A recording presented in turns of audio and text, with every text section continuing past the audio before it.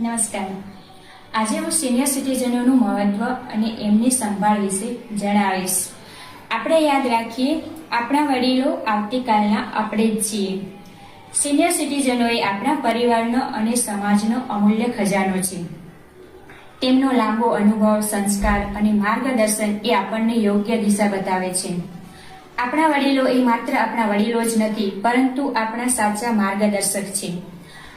આજના આધુનિક અને વ્યસ્ત જિંદગીમાં ઘણી વખત તેઓ એકલતા અનુભવે છે.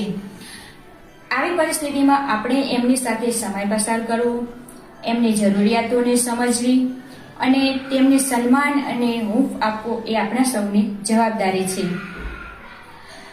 સિનિયર સિટીઝનોએ પણ પોતાના સ્વાસ્થ્યનું ધ્યાન રાખવું, નિયમિત કસરત કરવી, સંતુલિત આહાર લેવો, યોગ્ય આરોગ્ય તપાસ કરાવી અને સામાજિક દરેક પ્રવૃત્તિ સાથે જોડાયેલા રહેવું જોઈએ.